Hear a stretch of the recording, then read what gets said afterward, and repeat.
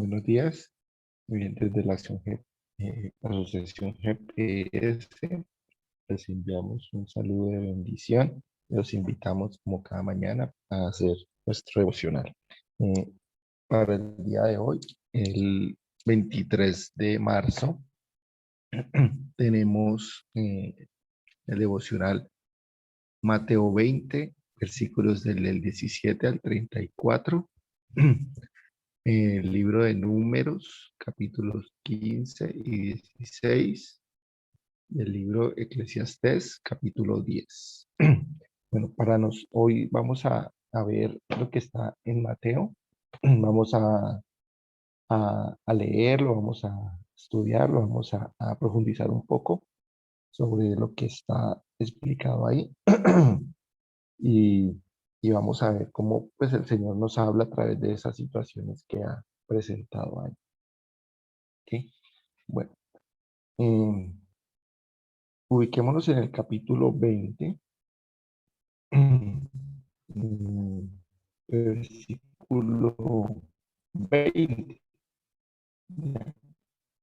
Vamos a mirar una parte en la palabra de Dios donde se le hace una petición especial a Jesús, una petición donde tal vez para algunos pueda ser como, no sé, una mala idea, otros tal vez la pudieron tener como una idea, dependiendo de lo que uno pueda estar pensando en ese momento. ¿Ya? Entonces dice así: entonces se le acercó la madre de los hijos de Zebedeo con sus hijos, postrándose ante él y pidiéndole algo. Él le dijo: ¿qué quieres? Ella le dijo: ordena que en tu reino estos dos hijos míos se sienten el uno a tu derecha y el otro a tu izquierda. Entonces Jesús respondiendo dijo: no sabéis lo que pedís. ¿Podéis beber del vaso que yo he de beber y ser bautizado con el bautismo que yo soy bautizado? Bueno, vamos a ir como por partes, y pues principalmente empezamos con la petición que se le hizo, ¿ya? Eh, los hijos de Zebedeo pues eran los más conocidos, que era Juan, el apóstol, ¿ya? Y Santiago. Eh, Ellos dos, digamos que si ustedes se fijan, pues ahí me llama mucho la curiosidad que fue la madre de ellos la que se acercó, y ellos ahí como si fueran los niñitos, y la mamá diciéndole al profesor algo o pidiéndole algo al profesor, para que le diera a los niñitos, ¿ya? Me hace pensar como hoy en día cuando la mamá sale al profesor a pedirle: vea, es que necesito que le suba la materia a los niños, o vea, es que necesito que les tenga en cuenta para, no sé, la representación de fin de año, cosas así, ¿ya? Son cosas como muy comunes, muy normales, ¿ya? Pero digamos, en este caso le está pidiendo al maestro, a Jesús, algo que es, digamos, completamente, está complejo, es difícil. Está pidiendo que esos dos estén en su reino a la derecha y a la izquierda. Nosotros, digamos que uno cuando lo analiza así, pues nosotros entendemos que el reino de Jesús, el reino de Él es el reino de Dios, es la eternidad. Entonces uno se los imagina a ellos pues allá, si esa petición fuera cumplida, pues sentados allá, digamos, haciendo el gobierno de Dios para todo. Entonces es como difícil de imaginar. Pero digamos que si lo veamos en el contexto de este momento, tal vez esa mujer, esa madre, lo que estaba pensando era algo más terrenal. Es decir, en ese momento ellos estaban bajo el gobierno de Roma, estaban bajo el gobierno, digamos, sometidos a Roma completamente, y estaban esperando un libertador, ¿ya? En muchos casos querían hacerlo rey a Jesús para que él fuera su libertador y los sacara, y los sacara de ese sometimiento que los estaban teniendo. Y tal vez esta señora lo que quería era que cuando ya tuviera ese reino, cuando ya lograra estar ahí en la cabeza de todo, pusiera a sus hijos como sus máximos consejeros, su mano derecha y su mano izquierda. Pero realmente el reino de Dios es otra cosa totalmente distinta. Ahora lo vamos a ver. mm, dice que Jesús les hizo una respuesta, ¿ya? La respuesta claramente fue, no sabéis lo que pedís, o sea, no tienen ni idea de qué está hablando, ¿ya? Y muchas veces nosotros en nuestro acelere, en nuestro día a día, metidos en nuestras situaciones personales, literalmente nos apartamos de Dios, nos apartamos y empezamos a ir por un camino completamente distinto a lo que Dios nos está enseñando, nos está planteando, ¿ya? Y de pronto empezamos a hacerle oraciones y peticiones a Dios que tal vez sí nos sirvan para esta tierra, para este camino, para nuestra vida, pero digamos para una eternidad con Dios, para los tesoros en el cielo, que es lo que cuenta, no tiene sentido, ¿ya? Y pedimos cosas que ni siquiera sabemos qué es lo que estamos pidiendo, porque nosotros lo pensamos de una manera muy diferente. Nosotros vivimos como en otro mundo, por decirlo de esa forma, ¿ya? Y él les hace una pregunta para empezar a como hacerle entender lo que está pidiendo.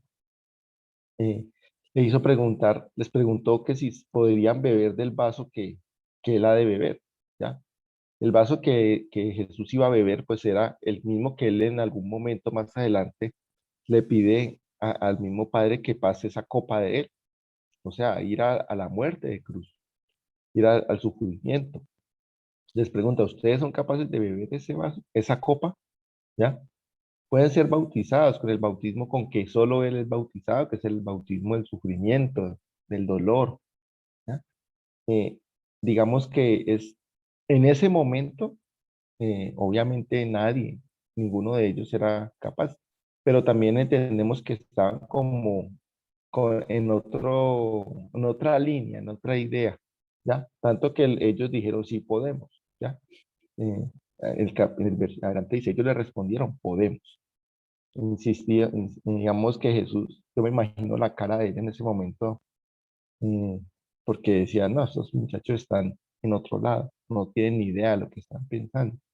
Y él ahí donde les enseña, les hace una explicación muy clara, lo tiene y les enseña a ellos porque ellos son sus discípulos, ¿ya? Ellos son discípulos, son las personas que él está escogiendo para enviar. Por lo tanto, a pesar de los errores que pueda tener el discípulo o que el discípulo está en otro lado, el Señor ya tiene un destino un camino claro para ese discípulo y la formación es algo primordial para él. Y ese en el versículo 23, él les dijo, a la verdad de mi vaso beberéis, y con el bautismo que yo soy bautizado, seréis bautizados.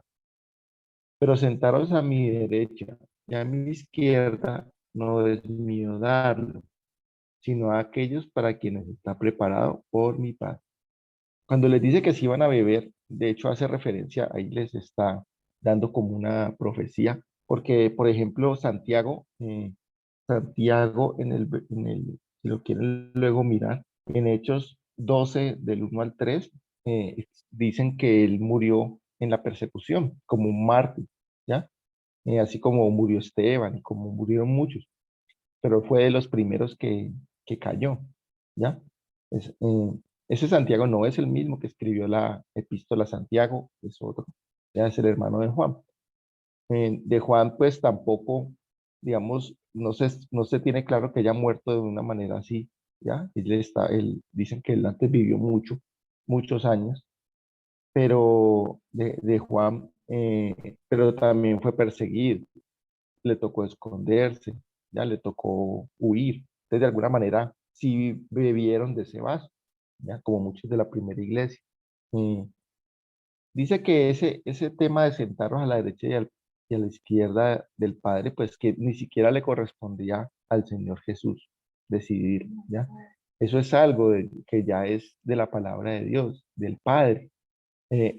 Jesús muchas veces les dijo y enseñó que lo que él decía era porque el Padre se lo había dicho y él le había confiado entregar, ¿ya? Pero eso de poner a la derecha y a la izquierda, digamos que no era de Jesús, no aún, porque luego cuando él fue exaltado a lo sumo, ¿ya? Ahí en ese momento, pues ya, el, digamos, la posición de Jesús era otra totalmente diferente, ¿ya? Entonces, de una, pues él les dijo, no, esto no tiene nada que ver, y trataba de hacerles entender. En ese momento, en el 24, los otros 10 discípulos, dice que cuando lo oyeron, se enojaron contra los dos hermanos. Y entonces Jesús, llamándolos, dijo, yo aquí también me pongo a pensar ese enojo, ¿qué lo habrá provocado? La insensatez de ellos, de decir, bueno, esta señora tan insensata, tan necia, ¿cómo le va a pedir algo como eso al Señor? ¿Ya? Sabiendo que Él viene para cosas importantes. ¿O será que de pronto sintieron envidia porque la señora se les adelantó? Entonces quedamos como de pronto en esa posición porque no sabemos exactamente cómo estaban espiritualmente el corazón de los 10 discípulos. Tal vez como estaban en formación, probablemente el enojo obedecía a una envidia de que, porque cómo se atreve a sacarnos de delantera o algo así. Porque tal vez ellos también estaban pensando que Jesús iba a ser un rey terrenal, pero eso no era lo que Jesús iba a hacer. Entonces aquí Jesús les hace una explicación, los llama, ¿ya? Porque pues se les está, se le está armando como un alboroto, pues entre una pelea entre sus discípulos, sus hijos, y les enseña, porque a eso vino Jesús, a enseñarles, a formarlos, para poder enviarlos luego. Dice, sabéis que los gobernantes de las naciones se enseñorean de ellas, y los que son grandes ejercen sobre ellas potestad. Ahí les está diciendo, bueno, miremos el contexto. Ustedes saben la tierra, cómo se manejan las cosas, ¿ya? Los gobernantes y los reyes se hacen señores de las naciones. Ellos de alguna forma se colocan en una posición en la que, eh, digamos, se ven como los dueños de las naciones y las naciones existen para servirlos a ellos. Cuando realmente lo que Jesús plantea como autoridad es totalmente contrario. El que está en autoridad debe servir al pueblo y a una sociedad. Eh, dice, pero entre vosotros no será así. ¿Por qué les dice eso? Porque es que el reino de Dios y el reino el que va a estar Jesús como rey es diferente. No va a ser así. ¿Ya? No será así, sino que el que quiera hacerse grande entre vosotros será vuestro servidor. Y el que quiera ser el primero entre vosotros será vuestro siervo, como el Hijo del Hombre, que no vino para ser servido, sino para servir y para dar su vida en rescate por todos. Entonces, el, el, de alguna manera, él dejó claro, o sea, el que quiera ser el más alto, el de la derecha y la izquierda de Jesús, el mayor autoridad, obtener una autoridad bien alta en el reino de Dios, tiene que ser el que más sirva, ¿ya? Tiene que ser el más pequeño, ¿ya? El más servidor, el siervo más entregado, ¿ya? Y Jesús lo mostró, ¿ya? Hay varios pasajes donde se dice que Jesús, siendo Dios, se bajó a ser un hombre, se convirtió, digamos, dejó todo su poder y su deidad para ser un hombre, ¿ya? Y no solo un hombre cualquiera, porque pudiera haber sido un rey, por ejemplo, en la tierra. No, un hombre que vino a servir, que vino a entregar su vida, como dice aquí, en rescate por todos. No olvidemos que de alguna manera todos hasta ese momento estaban destinados a dónde ir, al Seol, como lo dicen muchas veces en su palabra, ir a pagar por todos los errores y pecados que se han cometido. Y Jesús vino a pagar por ese rescate, ya como el que está en la cárcel y viene y se paga una fianza para poderlo dejar salir. Eso vino a hacer Jesús, pagar el rescate. Y ese rescate no era un precio bajo, era un precio muy alto. Entonces, de alguna manera, entender que la autoridad que se le da al Hijo de Dios y la autoridad que el Hijo de Dios le está dando a los discípulos y a todos sus hijos, ahí nos podemos incluir, no es una autoridad para enseñorearnos, para decir, aquí estamos y yo soy sí, digamos, el líder al que todos van a seguir y al que todos van a honrar, al que todos van a de alguna manera servir, no es al contrario, ¿ya? Este líder tiene que ser una persona que sirva a los demás, que esté atento a la autoridad, a la sociedad, a lo que la sociedad necesita, que, a lo que de alguna manera las personas están necesitando. Por eso, en parte, digamos, de manera personal les cuento que mi oración siempre es esa, cuando yo oro por las autoridades, es pidiéndole para que esas autoridades entiendan cuál es la autoridad de Jesús.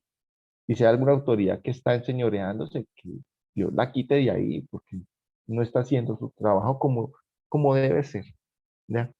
Y luego más adelante, siguiendo ese pasaje, en este momento, pues Jesús está yendo hacia Jerusalén, ya para ir a finalizar pues su obra, ¿ya? Iba en camino, salió de Jericó, ahí estaba en Jericó, salió de Jericó y ya iba hacia Jerusalén.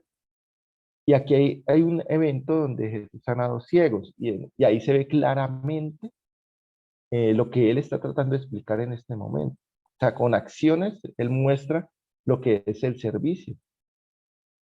Y también podemos ver un contraste de lo que son las peticiones. Por ejemplo, acabamos de ver la petición de esta madre pidiéndole a Jesús pues, que coloque a sus hijos en una posición alta, pero aquí los ciegos piden de una manera distinta, o sea, de alguna forma entienden quién es Jesús, lo entienden más que estos mismos discípulos, porque son los que lo ven todo el tiempo.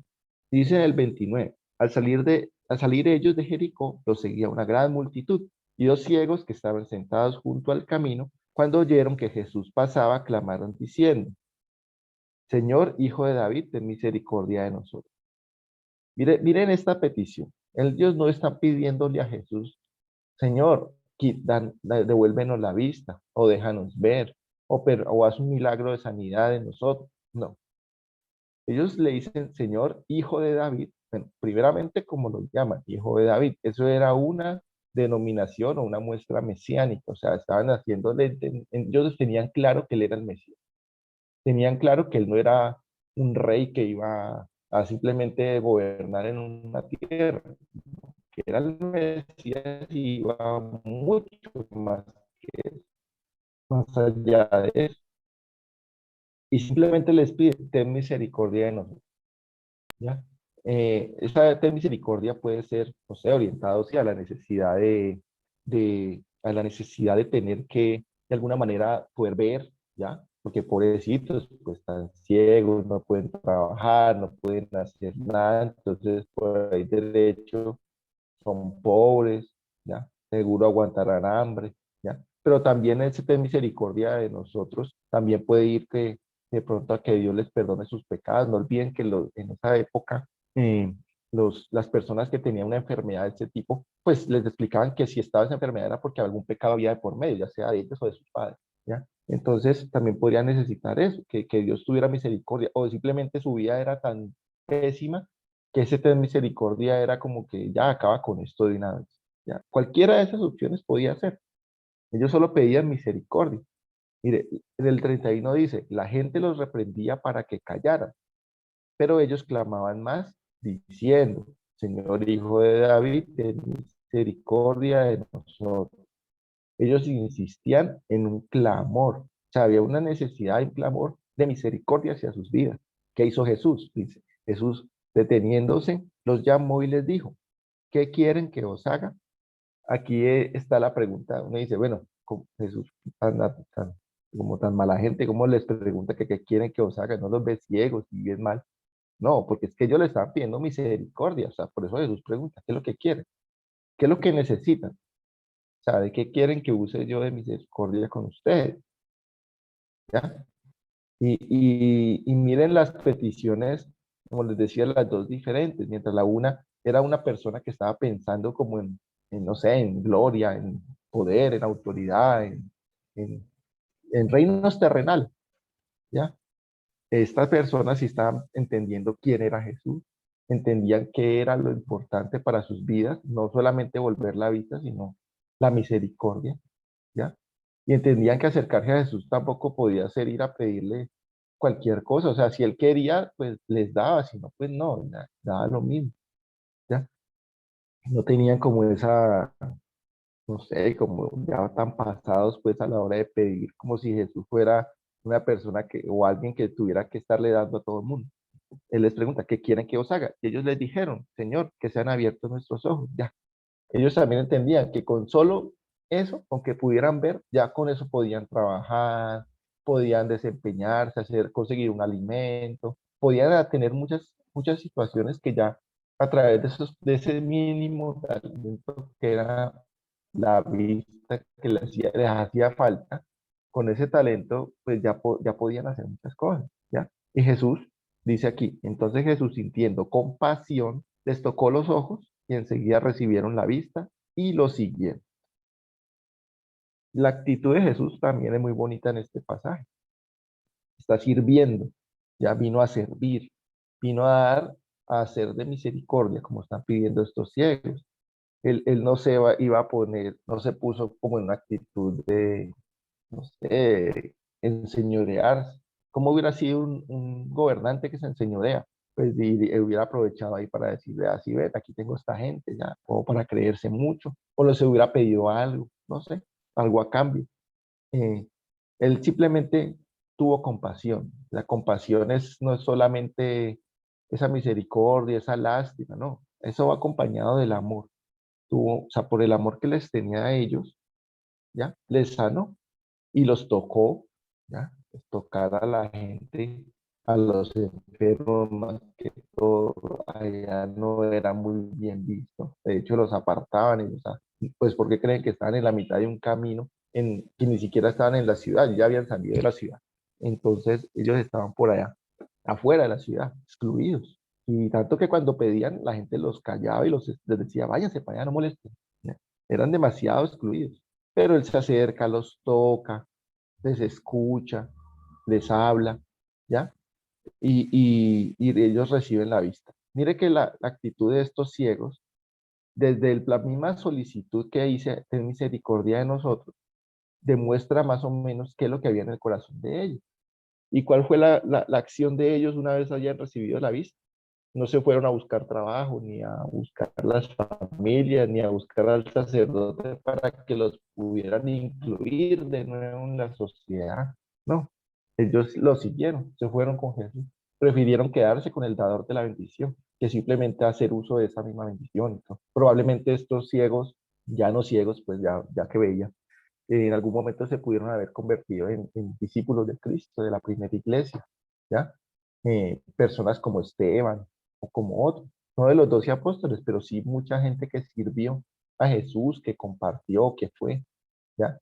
Sería, digamos, una pregunta muy linda para hacerle al Señor en su momento y preguntarle por ellos, qué habrá pasado con ellos, eh, qué habrá sido de la vida de esas personas y cómo Dios los utilizó para llevar su amor y su presencia al resto del mundo.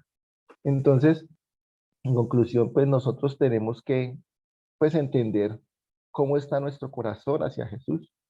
Si nuestras peticiones son de misericordia, de amor, entendiendo que Él es el Mesías, o si nuestras peticiones simplemente van de acuerdo al poder que Él pueda tener y darnos más poder en esta tierra. No olvidemos que pues la eternidad es larga y la vida en este mundo es más bien algo pasajero y efímero, algo muy corto al lado de la eternidad.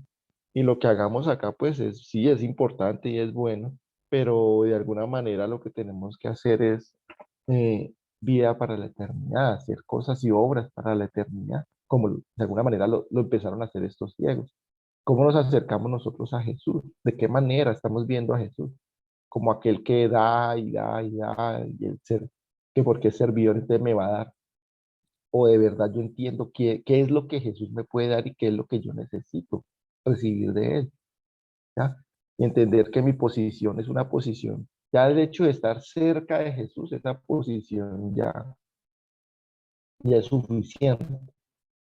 El hecho de poder orar, ir a Él y decirle, bueno, Padre, Señor Jesús, gracias por haberme salvado. Gracias por haber hecho, dado todo por mí, han dado ese rescate. Entonces, nuestro corazón tiene que empezar a entender eso y orar por eso y acercarnos a Él para entender que nosotros también debemos ser servidores, ¿ya? Como aquellos personas que más adelante estos mismos discípulos aprendieron y se convirtieron en esos servidores, ¿ya? Entonces vamos a orar, vamos a terminar este tiempo devocional en oración, entregándole al Señor nuestras vidas.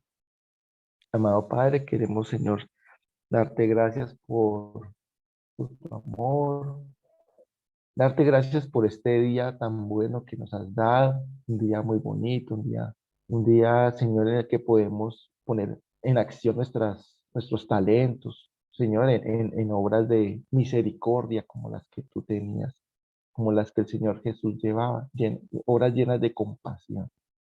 Te damos gracias porque tenemos un trabajo, ¿sí? Tenemos una manera como podemos recibir una provisión cada día, pero también entendemos que nosotros, si queremos seguirte, si queremos beber de ese vaso, tener ese bautismo que tú tienes, pues tenemos que dejar de lado muchas cosas que tal vez nosotros necesitamos en esta tierra. Tenemos que dejar de lado cosas que no son importantes para la eternidad.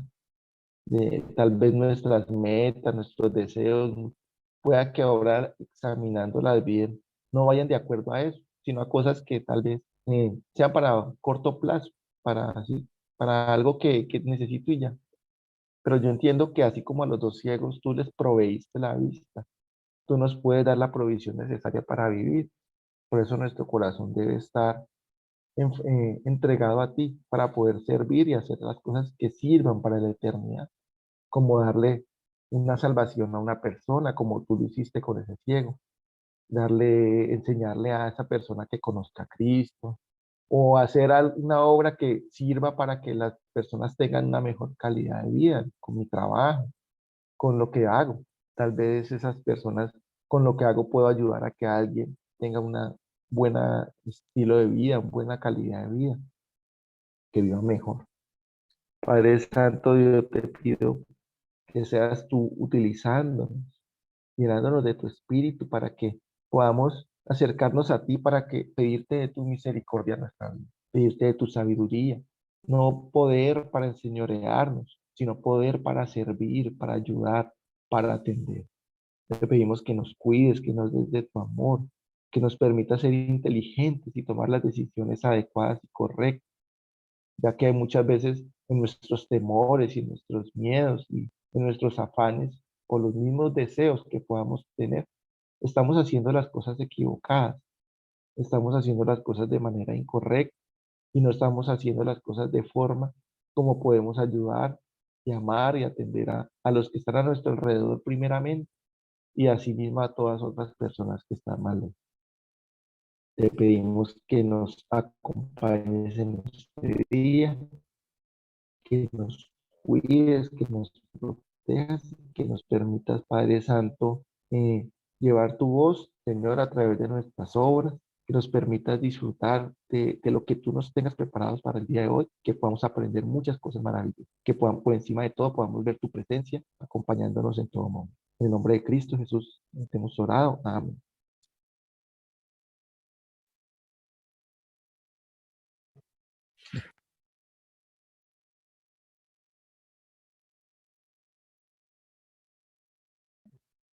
Muchas gracias a todos. Los esperamos en nuestro tiempo de intercesión a las 5 de la tarde y a los que más tarde, pues a las 7 tienen los seminarios también. Pues, estamos pendientes para todo. Muchas gracias y que tengan un excelente día. Dios les bendiga.